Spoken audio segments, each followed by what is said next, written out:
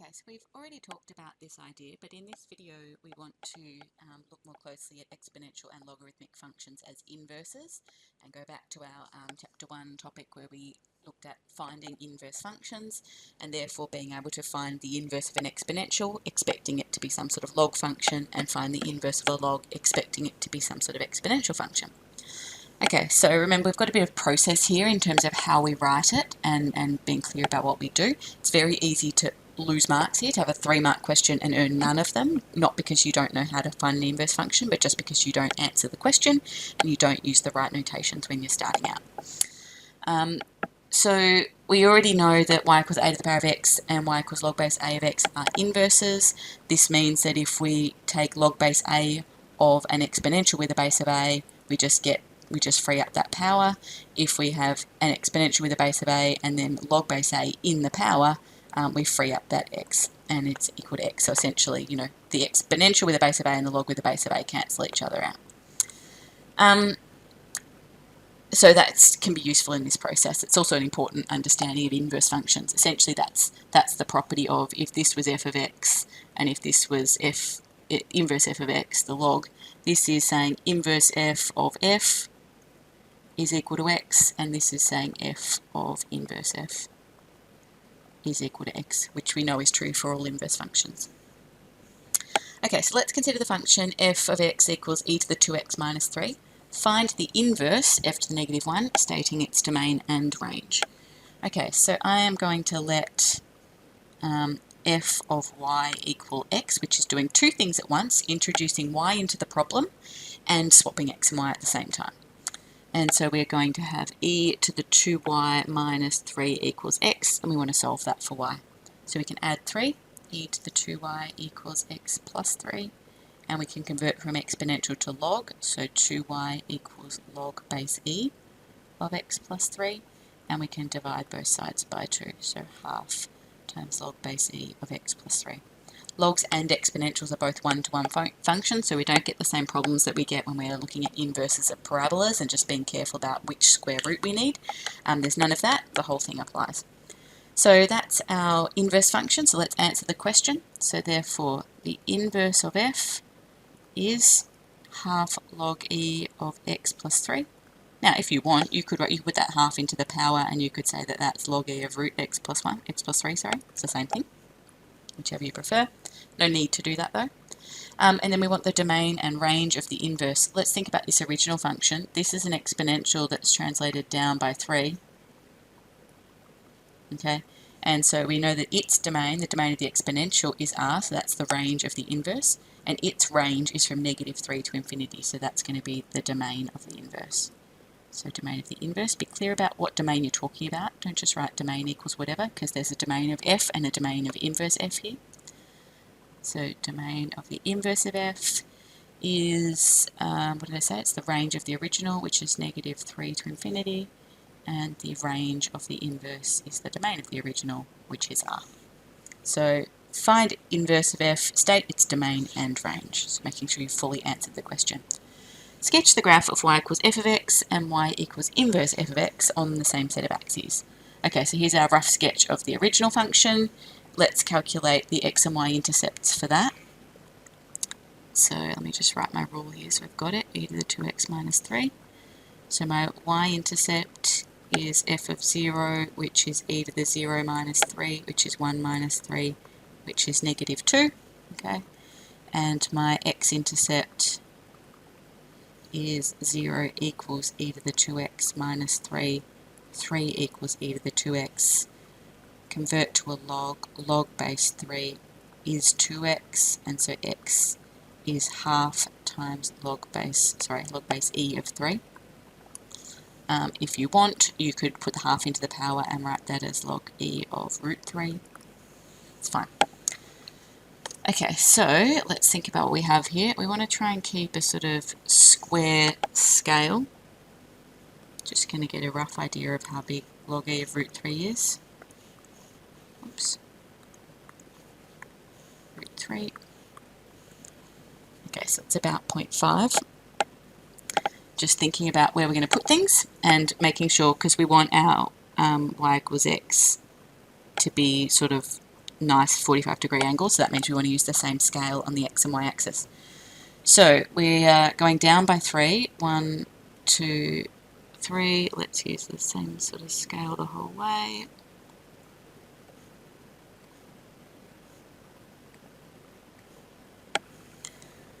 Okay, so I might use 2 different colours here for the 2 different functions. So this is y equals -3. We decided the y-intercept was at -2, and the x-intercept is at log e of root 3, which we've looked at, and it's about 0.5. Okay, so we're going to have... Okay. So then when we draw the inverse, I'll use a different colour for that.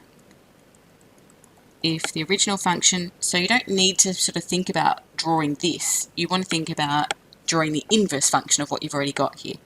So if my original had an asymptote at y equals -3, the inverse has an asymptote at x equals -3, those asymptotes should meet on your line y equals x. Okay. The graphs should also intersect on that line, so they're going to intersect there and they're going to intersect up there again. Sorry, I haven't labelled the intercepts for my original function. So that's 0, -2, and that was log e of root 3, or you could write that as ln root 3, which is a nice neat way to write it on the graph, just given things are a bit cramped. So we're going to go through -2, 0, and we're going to go through 0 log e of root 3, which is about 0.5. Okay.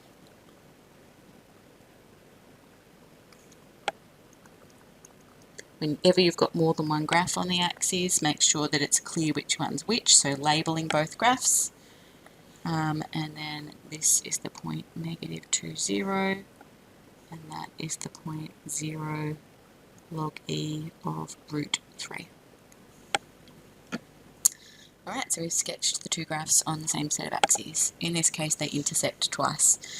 You wouldn't be able to calculate the coordinates of the points of intersection without CAS. Solving an exponential equal to a log by hand is sort of a bit impossible, because if you're trying to solve e to the x equals log e of x, now they might not intersect, but the point is, to free the x out of here you would want to convert to a log, but to free the x out of here you would want to convert to an exponential, and you're just going to get caught in, you know, flipping between exponential and log and things still being trapped in exponentials and logs. So if you did want to find the coordinates of those points of intersection, the only way to do that would be to use CAS, and you would only be asked to do that if you have your CAS. So let's just have a quick look at what they are. So it's e to the 2x minus 3, and then we want that equal to, well, if we just make it equal to x to find those points of intersection. Even if I don't hit Control Enter here, it'll give them to me as decimals. It can only do it as a numeric solve as well, so it's not algebraically solving them either. So we should be able to see that that's roughly where they are, -2.99, so really close to those asymptotes. Ours are a bit further away than they should be, but that's because by hand it's hard to get too close to the asymptotes. And the other one is at about 0.6, which looks about right. Okay, example 2, find the inverse of this particular function here and state the domain and range. So we've been given the domain of the original. That's not a restricted domain. That's just the domain of this function, because we know that whatever goes in here, 5x minus 2, has to be bigger than 0 if it's a log function. So 5x has to be bigger than 2, and so x has to be bigger than 2/5. So this domain is not a restriction, that's just the implied domain. Okay, so let's find the inverse. So let's start by letting f of y equal x. So we're both introducing y and swapping x and y in the one step.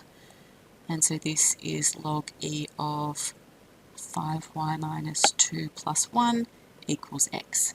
So let's take away 1. Change it to an exponential, so 5y minus 2 is equal to e to the power of x minus 1. Adding 2. And then dividing everything by 5. So we're going to have 1/5 e to the x minus 1 plus 2/5. Okay, so our inverse function, therefore f to the -1 of x is that. And state the domain and range. The domain of the inverse is the range of the original. Now the range of a log function is R. Okay, and the range of the inverse is the domain of the original, and we could work it out by this, but we have actually in this instance been given it, so absolutely no excuse for getting it wrong.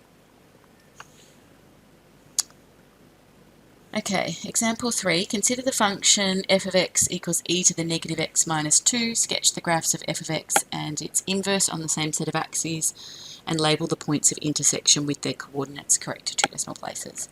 Okay, so let's have a think about sketching that exponential graph. Well, then we'll use it to draw the inverse. It doesn't ask us to find the inverse function, so we can just simply reflect the original function to draw its inverse, and then we'll see what we've got. Although I suspect we'll see what we get with the graph. We may need to find the inverse to find the coordinates of the points of intersection. Okay, so that is reflected in y and down by 2. Let's work out, so if we reflect it in y, it goes this way, and down by 2, yes, it will cross both axes, so let's calculate those. So y-intercept, we let x equal 0, so we've got y equals e to the 0 minus 2, which is 1 minus 2, which is negative 1. And our x-intercept, 0 equals e to the negative x minus 2, so 2 equals e to the negative x. Negative x equals log e of 2, and so x equals negative log e of 2, which if you want to put that negative in the power, you could also write that as log e of 1/2, 2 to the negative 1. I'll probably stay with this. I prefer not to write fractions if I can avoid it. Okay, so as I said, let's just, what did we say? It's going down by 2 and reflecting in y, so it's going this way. Alright, so let's calculate it. I just want to get a rough idea of how big negative log e of 2 is. Okay, so that's about 0.7. Alright, so negative 0.7, sorry. Alright, let's just think a bit about scale here. And again, because I want to draw both a function and its inverse on the same set of axes, I want a nice square scale. So 1, 2, 1, 2. Okay, that's enough. Just draw in y equals x, just a rough line so we can see what's happening. Okay, so down by 2. Oops, sorry. Let's draw the original in blue. So y equals negative 2. Our y-intercept was at negative 1. And our x-intercept is at negative log e of 2, which is about negative 0.7. So maybe about there. Okay.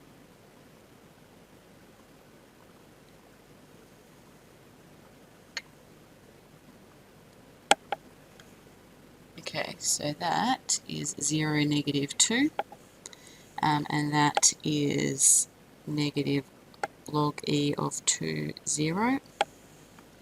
Okay, so then when we find the inverse function, actually I'm just going to move that point because it's going to get in the way of the inverse. I'll write it in when I've got them both drawn on. So swapping the x and y values, 0, negative 2 goes to negative 2, 0. Sorry, that's not negative 2. And that shouldn't be negative 2. Not having a good day, alright, that's negative 1. So 0, negative 1 goes to negative 1, 0. This negative log e of 2, which is about negative 0.7, goes over here. Okay.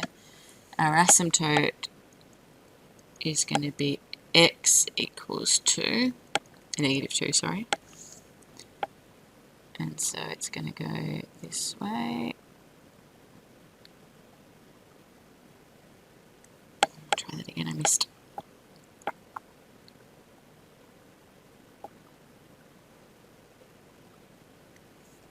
Now, this is actually going to keep getting bigger.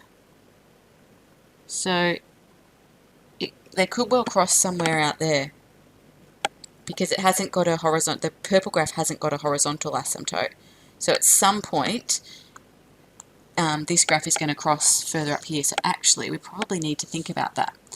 So I should have given us a bit more space here. So it might not be there because I haven't actually calculated it, but they are going to cross somewhere.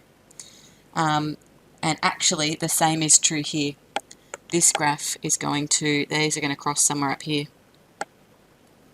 Okay, I haven't got my scale right to be able to draw it because I didn't think about it in advance. All right, let me draw in my graphs, and let's see if we can calculate. They will cross further down here, and they will cross further up here, and they're obviously going to cross on the line y equals x at this point here. So we can find that point of intersection by solving the original function, which is in blue, equal to x, but that's not going to give us the other 2 points of intersection. So we are going to need our inverse function. So let's find that. Let's let f of y equal x. So we've got e to the negative y equal minus 2 equals x. So e to the negative y equals 2, negative y equals log e of 2, sorry, not 2, equals x plus 2. Negative y equals log e of x plus 2, and so y is negative log e of x plus 2. So if we solve our inverse function equal to our original function,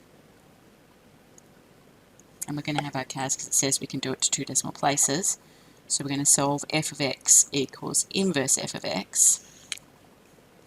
Alright, so as I said, if I only solved, sorry, year 3-1, if I only solved my original function, which was e to the negative x minus 2 equals x for x, that's going to give us this one point where they cross here. Okay, it's going to give us this one here. It said label points of intersection correct to 2 decimal places. So it's going to be about 0.44 or negative 0.44, sorry. Because it's on y equals x, it's the same coordinates. Okay. Whereas to find the other points of intersection, we're going to need to solve the function equal to its inverse. So if we solve e, make sure you use the proper e, don't use the letter e, it's not the same thing. You see how it comes up as bold when I type it, that's because it's telling me it's accessing the number 2.718, whereas if you just use the letter e, it's just a variable. So e to the negative x minus 2 has to equal negative ln log e of x plus 2. And we solve that for x. And we actually find that there are 3 points of intersection. Negative 1.995 and this other one here at 5.35. Okay, so if we had a look at, sorry, just let me scroll back here. So if we had a look at the y value, should have probably defined the function, would have been a bit quicker. I'm just going to type in whatever digits I can see there, 5271756. Okay, so that's at about negative, just before negative 2, so it's going to be right up here. And with a y value, oh sorry, I forgot about the minus 2.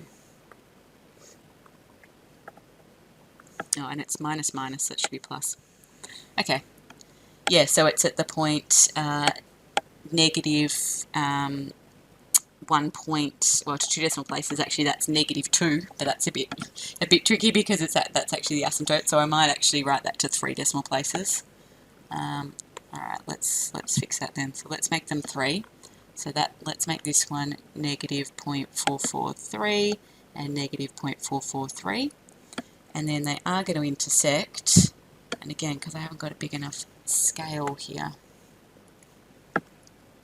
I know you're not going to be able to do this, but I'm going to shrink this down so that I can extend the axis where I need to.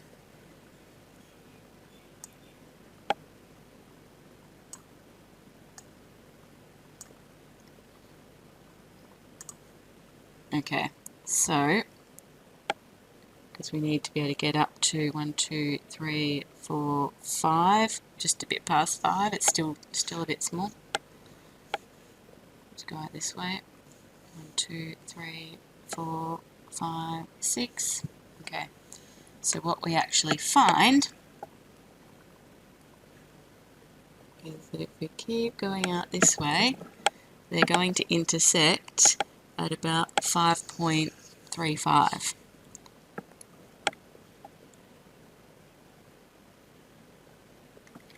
Okay, it's not the best drawing.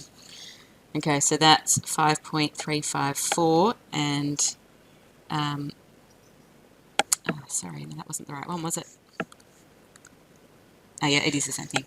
5.354. So if I substitute, let me do it in reverse. If I substitute e to the power of 5.354 to 0, 201,302. That's what I'm trying to do. I'm trying to do e to the negative that, and not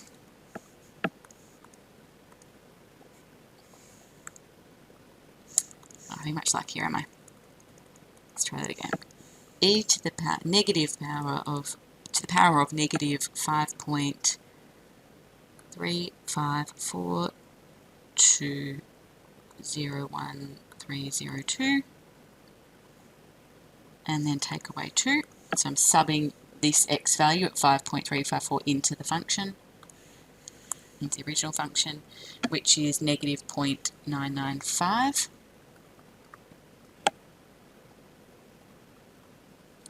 Sorry, it's not that, is it? Because we should be minusing 2, and it's negative 1.995. That's why I've done it into 2 decimal places. And so then we have the same, well, not the same, but the reverse point happening up here.